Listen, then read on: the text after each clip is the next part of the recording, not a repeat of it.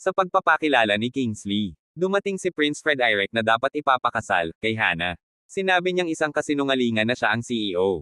Dahil sabi niya, ang CEO ay dapat magpapakilala sa darating na summit.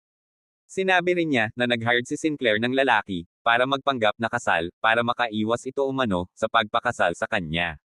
Ang prince na ito ay isa ring nangangarap na maging isang king. Pero hindi siya magiging king kung wala ang basbas ni Kingsley. Dahil, bago mamatay ang king, na ama ni Prince Frederick, ay gumawa ito ng kasulatan, na ang pwedeng maging king, ay ang taong pagkakatiwalaan ni Kingsley. Pagkatapos nun ay darating na ang summit, at nagplano si Kingsley na mapapahiya ang mga taong yun, sa mga sinabi nila, sa pagmamaliit sa kanya. Nang dumating sila sa event, nagtaka si Hannah at bakit nandoon si Kingsley, nagtaka ang mga tao doon, binubuli nila si Kingsley, dahil ang mahirap na tulad daw niya ay hindi nababagay doon. Sa event na iyo, meron 3 upuan, isa sa CEO at yung 2 ay upuan para sa mga VIP, at umupo doon sina Hannah at Prince Frederick, at sobrang nagmamalaki sila sa kanilang mga sarili.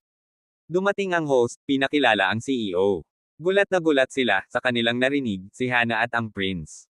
Parang gumuho ang mundo nila.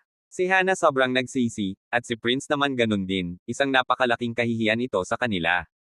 Pinipilit ni Hannah na makipagbalikan kay Kingsley, pero sarado na ang kanyang puso kay Hannah, at masaya na siya sa piling ni Sinclair.